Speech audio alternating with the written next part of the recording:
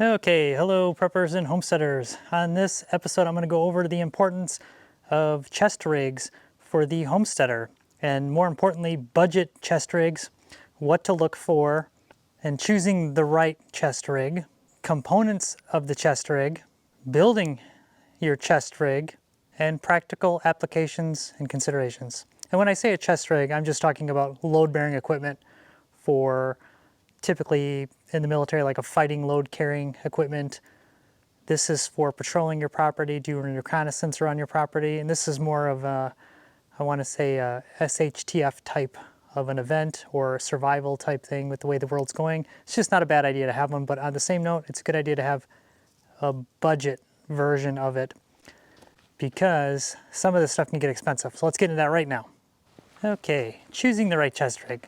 This particular model here is made by Eagle Industries, and I've had this thing for a long time, but it's not really the best choice for most homesteaders due to the cost, due to the availability. It's no longer manufactured. There's different versions of it, but currently if you wanted to go out and buy this one, you'd have to, and when I bought this one when I was in the reserves, it's probably more than 10 years ago, and I think even back then it was like $80, which is a lot of money. And nowadays that would be like $150, $200. So most of you do not want to pay that. The big thing I want to get into though when choosing a chest rig is materials, getting one that will fit you, different sizes. Everybody's a different size, everybody's built a little different, but the big thing is material. Any good military brand or military surplus is going to be made out of more than likely ballistic nylon. That is the one material that is probably going to last the longest out of anything. A lot of the lower inexpensive ones on like Amazon and eBay that are made in China are made out of polyester. They might look the same from a distance, but when you're using it, they are actually not going to last as long and fall apart. Like I said, this one's pretty old. It's probably pushing, I don't even want to say how old it is, but it's pretty old. And I'm going to show you some other options that are just as old. But in general, I'll go over different styles. For starters, you have just this front type mount. It's just a simple panel in the front with some pouches. Some of them don't have pouches and they have a method to attach pouches. We'll get into that. And then there's some that are front opening, which are a lot easier to get on. Just to show you this one in particular. So this one has these pouches here in the front are permanently mounted on there. And then it had the option to put two side pouches on there. And in general, you don't want the front to be too bulky because if you're laying in the prone, it's going to get in the way. But this, you have no choice with this front section here. And just to give you an idea, this just has magazine pouches here. There's 4 of them. And then it has small pistol pouch in front right there. And these magazine pouches, you could put a pistol in one, you could put a radio, you can kind of change it up a bit. And then, you know, I've got a first aid kit mounted on there. But this has quick detach buckles that aren't so quick to attach. But if you did that to put it on every time, it would take you a long time. So the easiest way, usually these front mounted ones, they'll either have an H suspender or a cross mount, which this has the cross mount. But the easiest way to get these on and off is just take the waist belt off and then lift them up over. And as you can see, it's just a cross pattern shoulder strap system. And then just a panel in the front. That's all they are, very simple. When you look at these, you're gonna be like, holy cow, why are these so expensive? Next style I wanna get into is the front opening models. And this is called an FLC, Fighting Load Carrier. This just has a buckle in the front, 2 buckles, and then much easier to get on. Buckle, buckle. And it actually fits a little lower on the body. And it actually fits pretty good. It's got some mesh. If you can see in here, I'll get in a little closer. It's got some mesh, and then it has this MOLLE. MOLLE is the military attachment system. It's how pretty much for a long time now, how all the pouches and things like that can attach onto this. So you can change this up and configure it any way you want. We'll get more of that later. But what's nice about this is this attaches really quick. The design of this, you can't really see it in here, but inside of here, see if I can pull it out a little bit. No, I really can't.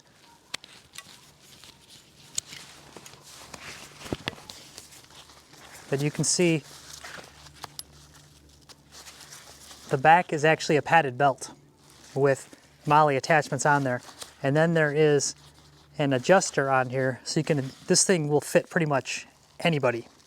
You don't have to buy a small, medium, or large, and these are a good choice.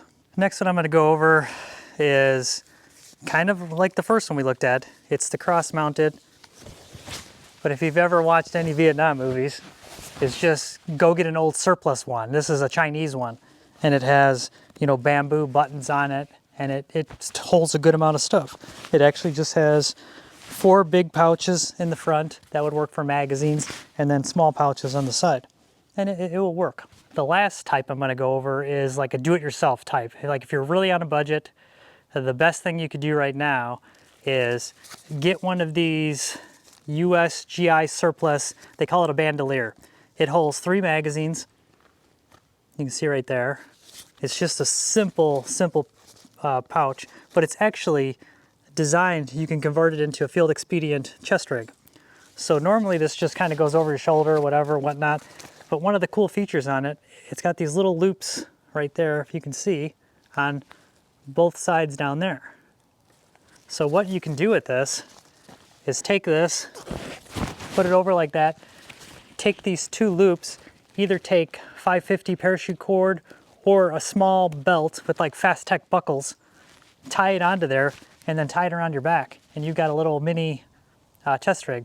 That kind of falls in the other category. The new kind of in fashion thing nowadays is mini micro chest rigs that are really tiny, that have, you know, a lot of little pouches and little things, almost like that 511 chest pack that I did a review of. It's pretty popular nowadays, but these, you should be able to find these shipped to your house about $10, maybe at the most $15. And then you could build a very simple chest rig. And you could, you know, for most homestead use, you could fit 1 magazine in there, a radio in there, and a water bottle in the other one, and you're good to go.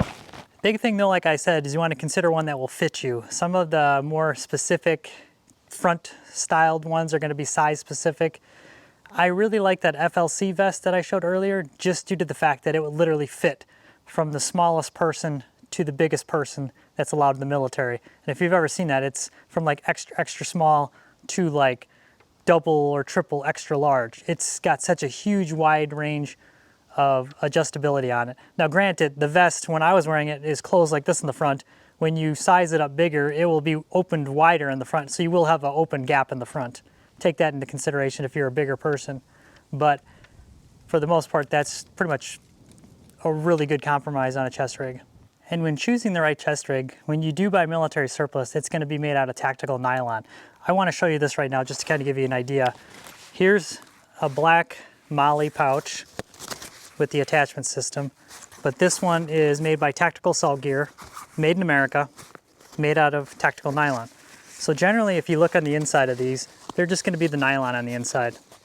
And it's usually that Kadura nylon, which is just a really robust fabric that's probably just gonna, like literally, it will just last and last and last. To give you an example of a low-cost Chinese knockoff, this one is polyester. Probably on the video it looks very similar, but when you feel it, it has a slightly different feel. It's actually thinner, but it feels rough.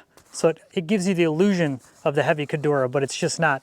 And then the good way to tell that it's generally the cheaper material polyester, it's usually got some kind of like rubberized plastic coating on the inside that if you've ever seen one of these that's well used, it starts peeling and cracking, and this polyester fabric tends to crack over time, where the ballistic nylon will just last pretty much I don't want to say a lifetime, because I've never had anything. I went in the military in 94, 1994. I still have ballistic nylon items that I was issued or that I bought from 94. And some of those things that I bought were from a surplus store back then that were old ballistic nylon, and they're probably much older, and they're still going strong. some of these cheap pouches like this that I've purchased over the years just because they look cool and they're cheaper, they don't last very long. I haven't had any last over like 10 years. They tend to fall apart after a while. So keep that in mind when buying a chest rig. For the sake of this video, we're going to go over the FLC and the essential components of building a chest rig with one of these. This one is currently in the M81 Woodland Camo, which currently right now is the hot, trendy, gotta have it camo, even though it's been around. It was in our military since 81. And I started off in the military with M81 Woodland. And then all the branches switched to like a digital version, and then this went out of favor, and it was like dumped on the surplus market, all gone. And now everybody wants it again, and it's super hot. But you can still find one of these FLCs in Woodland for about $30. I checked as the date of this show was aired, about $30 you can get one of these in used condition. If you want one of the FLCs in the Coyote Brown, which the Marine Corps replaced the Woodland with, you can get those for about $15. If you want to go with the Army's Universal, whatever that ACU digital gray stuff, which but right now, that and the Air Force digital gray tiger stripe is the cheapest fabrics, patterns, in legit real military surplus you can get. So as long as you're not a fashionista and you need to, you know, because all this stuff's going to blend in. I mean, if this was olive green, tan, brown, gray, all you need is that. You just need earth tone color. They are the best bargain right now, by far.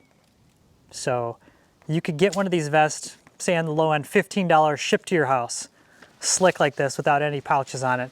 And then you're going to want to start building it up. So like I was telling you before, these MOLLE attachment systems, you can attach pouches to this and make a cool vest out of this. And I'll go over that right now. For any of you gear junkies out there, I was always a gear junkie. Even when I was in the Marines back in the day, I used to buy stuff that was a little bit different, and everybody used to call me a gear junkie. Somebody's going to notice that this vest is slightly different. This FLC, it's still a fighting load carrier, and it's in Woodland pattern. It's a little different. Instead of having a Fastex buckle, it has a slide buckle. A little different. And there's actually others on the market too that have a zipper in the front. So I would recommend the non-zippered one if possible, if you're on the smaller or bigger spectrum of sizes. You have less adjustability with those. The zipper would just zip to the front, and you can only adjust the back on this. So, but as you can see on this now, I've assembled this one. I put 2 of these double magazine pouches, and these are some cool old school ones that actually have little elastic loops here that you can stick in shotgun shells, or you can put chem lights in there. I've got a canteen on this side, and then an old school butt pack. And a butt pack's kind of like a fanny pack. Military used them for years. It's just kind of where you put all your essentials. So if I'm going to go patrol the property, I can carry, you know, all kinds of stuff in there. Poncho liner, some food, some snacks. Canteen on this side, and it's kind of redundant where I've got the same double magazine pouches over here. And you can configure these, whatever kind of pouches you can think of, they make. You can get admin pouches that hold pens and pencils. You can get binocular pouches. You can get night vision pouches. You can get, you know, you think it Nalgene pouches. They've even got a jet boil pouch nowadays. You can pretty much get one for anything. For people in the military, you know, they've got 40 millimeter, you know, M203 grenade round pouches. They've got, you know, pistol magazine pouches, holsters that mount with this MOLLE attachment system, knife sheaths that mount with this. With this, you can just pretty much do everything.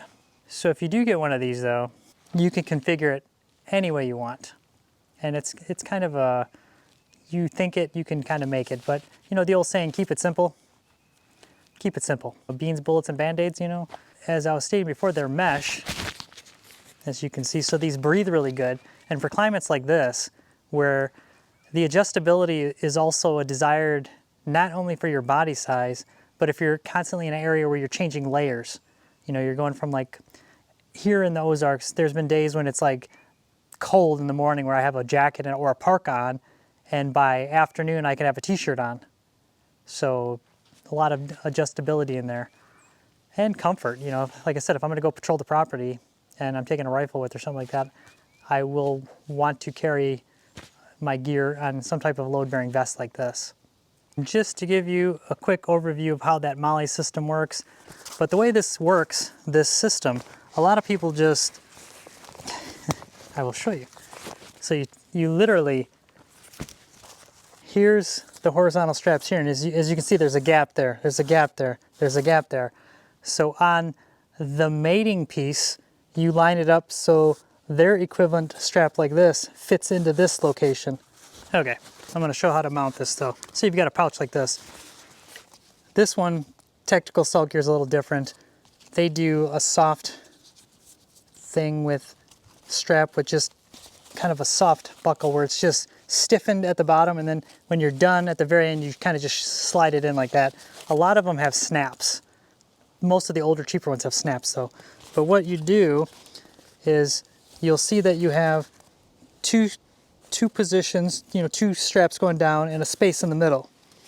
So you need to find the equivalent two spaces with the space in the middle. Up here you've only got two spaces right next to themselves. This one you've got two spaces and a half a space, so this is kind of wasted material. You could maybe stick a chem light or something up here, but down here you have the real estate to mount these to it. So what I always do is, if you're going to mount this pouch like that, flip it upside down, and I'm only going to do one side just to show you, but you start it, you weave it in like that, pull it through. It's going to be really hard to see, but now you can see, and then you weave it into the other one.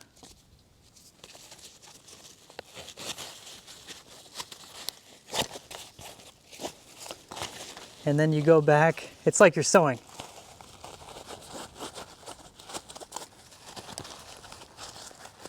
And there's lots of videos on this, so I'm not gonna go. And then you just keep doing that over and over and over.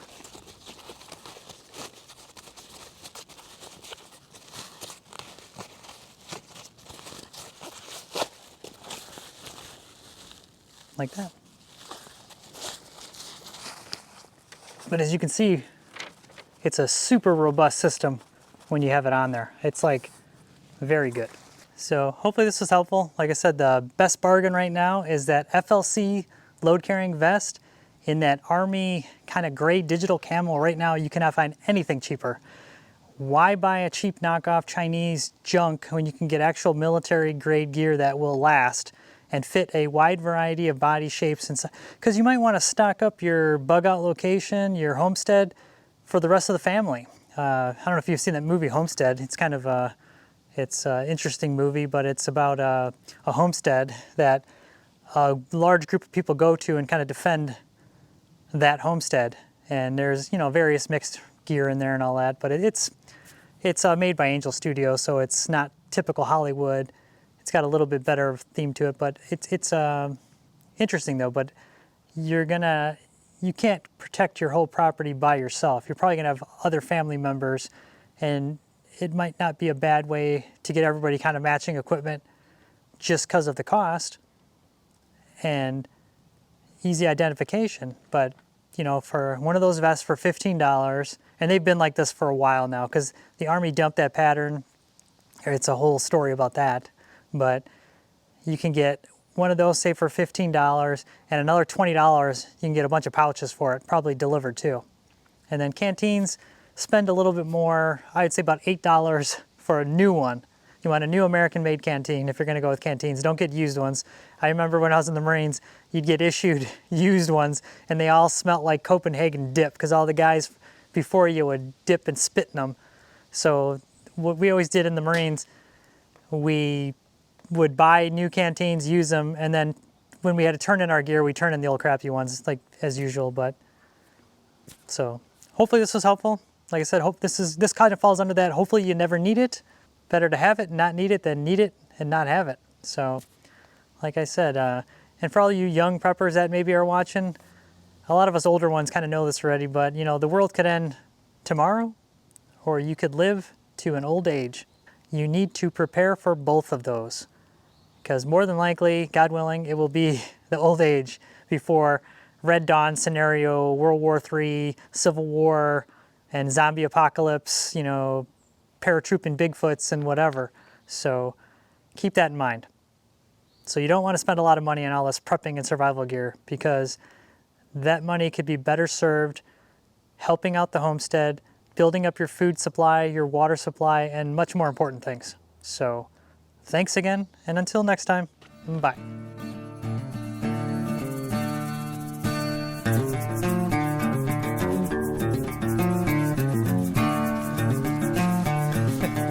Big camera. I'm still waiting for the temperature of my water to be perfect. It's still warming up. We're gonna end it there. Thanks. Like and subscribe.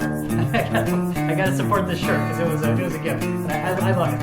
I do. So thanks again. Bye.